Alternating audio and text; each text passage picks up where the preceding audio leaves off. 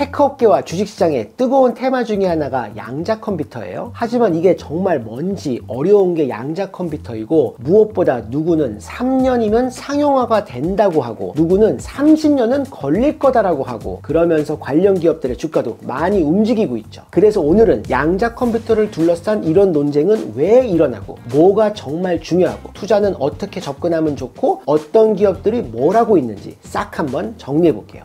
일단 양자 컴퓨터가 뭔지 잘 아시는 분들도 계실 것 같아서 상용화 논쟁과 투자 관련된 이야기를 먼저 하고, 영상 마지막에 양자 컴퓨터가 뭔지도 설명을 해볼게요. 일단 양자 컴퓨터는 지금 개발 중인 속도가 엄청나게 빠른 미래 컴퓨터다 정도만 알고 계시면 돼요. 올해 초에 엔비디아의 젠슨 왕과 메타의 마크 저커버그가 양자 컴퓨터가 제대로 활용되려면 20년은 걸릴 거다라고 이야기를 해서 관련된 기업들 주가가 많이 떨어졌어요. 그러다 2월 초에 마이크로소프트의 빌 게이츠는 젠슨 왕이 틀릴 수도 있어, 한 3년에서 5년이면 활용될 수 있을 거야 라는 얘기를 해서 또 관련 기업들 주가가 오르기도 했어요. 근데 20년과 3년은 갭이 너무 크잖아요. 왜 이런 논쟁이 일어나고 뭐가 중요한지 얘기를 해보면, 일단 양자 컴퓨터는 기초적인 상용화는 이미 되어 있습니다. 그래서 엄청 비싸긴 하지만 양자 컴퓨터를 살 수 있고, 연세대학교 송도 캠퍼스에도 IBM이 만든 양자 컴퓨터가 있고 가격은 200억 원 이상으로 알려져 있어요. 또 클라우드 서비스에 돈을 내고 클라우드 기반으로 양자 컴퓨터를 사용할 수가 있고, 아직은 연구 목적으로 사용된다고 합니다. 근데 양자 컴퓨터는 아직 풀어야 될 기술적인 난제가 너무나 많아요. 우리가 쓰는 컴퓨터는 외부 환경에 영향을 덜 받지만은 양자 컴퓨터는 외부 환경에 너무나 민감해서 안정적으로 사용을 하려면 온도를 무려 마이너스 273도 이하의 극저온으로 유지를 해야 돼요. 그래서 양자 컴퓨터 모습을 보면 거대한 코일로 막 싸서 샹들리에 같은 모습이잖아요. 극저온을 유지하기 위한 냉각기 때문입니다. 그리고 양자 컴퓨터는 아직 오류가 많이 발생해서 오류를 보정하는 기술도 갈 길이 멀어요. 작년에 구글이 윌로우라는 새로운 양자 컴퓨터 칩을 발표를 했는데, 이게 오류를 더 잘 잡아준다는 기술로 화제가 되었고, 그래서 구글 주가가 많이 오르기도 했습니다. 이런 기술적인 문제가 해결된다라고 해도 양자 컴퓨터를 가지고 뭘 할 거냐라는 문제도 있어요. 양자 컴퓨터가 사용하는 알고리즘은 현재 특정 문제들을 해결하는 데만 특화가 되어 있습니다. 엄청나게 빠른 컴퓨터긴 한데 이 컴퓨터가 풀 수 있는 문제가 제한되어 있는 거죠. 예를 들어서 양자 컴퓨터가 빠르게 풀 수 있는 문제 중에 하나가 소인수 분해예요. 우리가 현재 인터넷에서 사용하고 있는 암호의 기본 원리는 거대한 수의 소인수 분해예요. 현재 컴퓨터는 거대한 수의 소인수 분해를 빨리 풀 수 없기 때문에 인터넷 암호가 유지가 되는데, 양자 컴퓨터가 지금보다 기술이 훨씬 더 발전을 한다면 이 소인수 분해를 엄청나게 빠른 속도로 풀 수 있기 때문에 이론적으로 인터넷 보안이 뚫릴 수도 있다라는 거죠. 참고로 비트코인의 암호화도 소인수 분해는 아니지만 양자 컴퓨터가 빨리 풀 수 있는 방식이기 때문에 양자 컴퓨터가 엄청 발달하면 뭐 비트코인의 보안도 뚫린다라는 얘기도 나오는 거예요. 근데 인터넷 보안을 깨는 게 인류가 많은 돈과 시간을 들여서 해결해야 될 문제는 아니잖아요. 이걸 범죄에 사용할 목적이라면 동기부여가 되겠지만, 암호를 깰 수준으로 양자 컴퓨터를 개발하는 그 시간과 돈을 생각하면은 이런 범죄는 전혀 가성비가 나오지 않는 범죄가 될 것 같아요. 그래서 양자 컴퓨터가 5년이 걸리냐 20년이 걸리냐는 의미 있는 질문이 아니에요. 진짜 중요한 질문은 이걸 계속 개발을 한다면 5년 안에는 뭘 할 수 있고 20년 안에는 뭘 할 수 있는지 로드맵이 나오는 게 가장 중요하다고 생각을 합니다. Yes or No 질문이 아니라 주관식 질문인 거죠. 이 주관식 질문에 어떤 비전을 가지고 있냐에 따라서 앞으로 더 투자를 할지 아닐지도 결정할 수 있다고 생각을 해요. 현재 나오고 있는 사례들을 보면 신약 개발, 신소재 연구, 금융 시뮬레이션, 제조 및 물류 최적화 등등이 있습니다. 제 개인적인 생각으론 일단 5년 안에는 수백 개 정도의 큐비트를 안정적으로 사용할 수 있는 양자 컴퓨터가 나와서 프로토타입 수준이 아니라 실제 산업 현장에서 사용이 되면서 문제를 해결하는 양자 컴퓨터들 사례가 나와야지 투자가 계속될 모멘텀이 생길 것 같아요. 그리고 20년 안에는 이제는 수백만 개의 큐비트를 안정적으로 돌릴 수 있는 양자 컴퓨터가 나와서 지금까지는 인류가 잘 접근하지 못했던 생명, 에너지, 우주 같은 문제들을 해결하는 양자 컴퓨터가 나온다면 진짜 멋진 미래가 펼쳐질 것 같아요. 근데 신약 개발이나 물류 최적화처럼 양자 컴퓨터가 해결하겠다는 문제를 보면 딱 요즘 AI로 해결하겠다는 문제랑 굉장히 굉장히 비슷하잖아요. 현재 AI는 GPU 기반에서 돌아가지만 언제가 양자 컴퓨터가 정말 발전을 해서 AI와 머신러닝도 양자 컴퓨터 기반으로 돌아갈 수 있다면 AI의 또 근본적인 진화도 예상해 볼 수 있지 않을까라는 생각도 듭니다. 근데 아직 상상 이상으로 로드맵을 짜기는 어려운 게 양자 컴퓨터 산업이란 생각도 들어요. 양자 컴퓨터가 주식시장의 큰 테마가 되면서 관련 기업들의 주가도 크게 움직이고 있어요. 특히 작은 기업들의 주가가 크게 움직이는데 이런 투자는 정말 조심해야 된다고 생각을 합니다. 그냥 이게 테마라서 투자하는 게 아니라 정말 이 기업이 경쟁력이 있기 때문에 투자를 해야 되고, 아직 로드맵을 짜기도 어려운 산업이다 보니까 물론 초대박이 날 수도 있지만 없어질 수도 있거든요. 그래서 양자 컴퓨터 관련 기업에 투자를 하신다면 스타트업에 에인젤 투자를 한다는 생각으로 투자를 하는 게 맞을 것 같아요. 스타트업에 에인젤 투자를 할 때도 물론 잘 되면 10배에서 100배 수익이 날 수도 있지만 없어질 수도 있는 돈을 투자하는 거랑 똑같은 접근 방법인 거죠. 투자금을 다 날려도 나의 인생에는 타격이 없는 금액을 투자를 하고 오랫동안 잊어버리고 있는 거죠. 아니면 양자 컴퓨터만 개발하는 작은 기업에 투자를 하는 게 아니라 구글이나 IBM처럼 양자 컴퓨터에도 투자를 하는 큰 기업에 투자를 하는 것도 방법이에요. 이런 큰 기업들은 양자 컴퓨터가 상용화가 제대로 안 돼서 흐지부지 되어도 큰 타격은 없겠지만은 만일에 양자 컴퓨터가 우리의 미래가 된다면 오랫동안 AI에 투자를 해온 엔비디아 같은 성과를 언젠가 낼 수도 있잖아요. 또 다른 방법은 한두 개 기업을 고르는 게 아니라 양자 컴퓨터 관련 주식을 모아놓은 ETF에 투자하는 방법도 좋은 분산 전략일 수 있어요.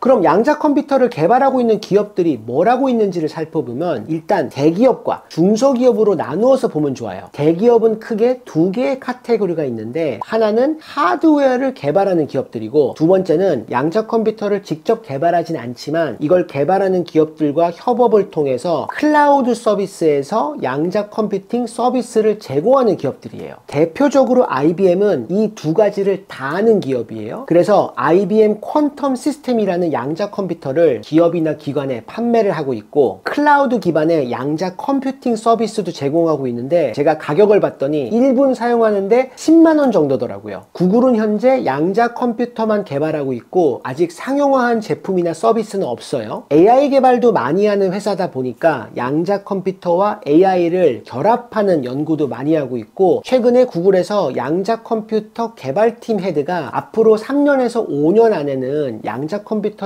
제대로 활용하는 어플리케이션들이 나올 거다라는 이야기도 했습니다. 아마존과 마이크로소프트는 클라우드 1, 2위 기업인 만큼 클라우드 기반의 양자 컴퓨팅 서비스를 제공하고 있고 아직 규모가 크지는 않은 것 같아요. 추가로 마이크로소프트는 어제 마요라나 1이라는 자체 제작한 양자 컴퓨팅 칩을 공개했습니다. 양자 컴퓨터를 개발하는 중소기업들을 보면 대표적으로 유명한 4개가 있죠. 아이온큐, 리게티, D-Wave, 퀀텀 컴퓨팅. 주가도 많이 올라서 아이온큐와 D-Wave는 지난 1년간 약 4배가 올랐고, 퀀텀 컴퓨터와 리게티는 지난 1년간 약 10배나 올랐습니다. 아이온큐, 리게티, D-Wave는 모두 양자 컴퓨터를 개발하는데 개발하는 방식이 모두 달라요. 아직 운영 방식이 다른 컴퓨터들을 개발하고 있는 걸 봐도 양자 컴퓨터가 얼마나 초기인지를 알 수 있죠. 그리고 퀀텀 컴퓨팅은 하드웨어보다는 소프트웨어 개발을 하는 회사이고, 이 산업이 계속 커질수록 앞으로 소프트웨어나 알고리즘을 개발하는 회사는 더 많이 나올 것 같습니다. 이런 중소기업에 투자를 하신다면 이 기업은 어떤 기술과 어떤 방식으로 양자 컴퓨터를 개발하고 있고 정말 어떤 경쟁력이 있는지 꼭 보고 투자하는 게 맞다고 생각을 합니다. 자, 그럼 마지막으로 양자 컴퓨터가 뭔지 어디 가서 기본적인 아는 척은 하실 수 있게 제가 최대한 얕고 쉽고 재밌게 설명을 해볼게요. 양자 역학을 활용한 컴퓨팅이 양자 컴퓨팅이고, 그걸 해주는 컴퓨터가 양자 컴퓨터예요. 양자 역학이란 원자나 전자같이 아주 작은 세계에서 일어나는 일을 설명하는 이론이에요. 이렇게 작은 양자의 세계는 우리가 경험하는 세상과 물리 현상이 너무나 달라서 이해하기도 어렵고 있고 아무도 이해 못한다라는 이야기도 있습니다. 양자 컴퓨팅은 이 양자 역학을 활용하는 컴퓨터 기술이에요. 우리가 사용하는 모든 디지털 기술은 0과 1의 조합으로 만들어져 있습니다. 우리가 사용하는 앱이나 웹사이트나 게임이나 동영상이나 사진이나 음악이나 모두 0과 1의 조합으로 만들어져 있죠. 이 0 혹은 1의 기본 조합을 비트라고 부르고, 양자 컴퓨터는 0 혹은 1이 아니라 0과 1이 동시에 존재할 수 있는 중첩 상태를 활용해서 만든 컴퓨터예요. 그래서 0과 1이 동시에 될 수 있는 양자 컴퓨터의 기본 단위는 비트 앞에 Q를 붙여서 Q비트라고 부릅니다. 쉬운 비유를 해보면 우리가 지금 쓰고 있는 컴퓨터는 0이라고 써있는 표말과 1이라고 써있는 표말을 사용하는 컴퓨터예요. 근데 양자 컴퓨터는 표말이 하나인데 이 표말은 0도 될 수 있고 1도 될 수 있는 마법의 양자 표말인 거죠. 그리고 이렇게 여러 위치에 동시에 존재하고 있는 상태를 중첩 상태라고 합니다. 영어로는 슈퍼포지션이라고 해요. 그럼 기존 컴퓨터에서는 0 표말과 1 표말을 하나씩 들고 있다면 내가 만들 수 있는 조합은 1, 0 혹은 0, 1 둘 중에 하나인 거예요. 근데 양자 표말을 들고 있다면 내가 양자 표말 2개만 있어도 내가 만들 수 있는 조합은 0, 0, 1, 0, 0, 1, 1, 1 이 네 가지를 모두 동시에 표현할 수 있는 거죠. 그리고 이 표말 수가 늘어나면 늘어날수록 내가 만들 수 있는 조합의 수도 기하급수적으로 늘어나고요. 그래서 이 양자 표말 큐비트의 수가 많으면 많을수록 기하급수적으로 빠른 컴퓨터를 만들 수 있는 거고, 50큐비트만 넘어가도 기존의 슈퍼컴퓨터보다 빠른 양자 컴퓨터가 나온다고 하고 이걸 양자 우위라고도 불러요. 요즘 구글이나 IBM에서 만들어서 사용하고 있는 양자 컴퓨터는 한 120큐비트 정도가 돼요. 그리고 이 정도면 특정 연산은 기존의 컴퓨터보다 수천 배가 빠르다고 합니다. 그리고 이미 1000큐비트 단위의 양자 컴퓨터도 개발은 되고 있습니다. 이 정도 이해하시면 어디 가서 양자 컴퓨터 아는 척은 제대로 하실 수 있다고 생각합니다. 오늘은 아직은 공상과학과도 같은 양자 컴퓨터 이야기를 해서 제가 최근에 읽은 프로젝트 헤일 메리라는 공상과학 소설을 소개하고 싶어요. 영화로도 만들어진 유명한 소설인 마셜을 쓴 앤디 위너가 한 4년 전에 쓴 소설인데, 과학과 수학을 활용해서 여러 문제를 해결해가는 우주인의 이야기를 다룬 소설인데, 제가 읽은 SF 소설 중에서는 제일 재밌게 읽은 것 같아요. 재미있는 SF 소설을 찾고 계신 분들께 추천하고 싶습니다. 그럼 저는 다음 시간에 더 재밌고 유익한 주제로 돌아오도록 하겠습니다. 감사합니다.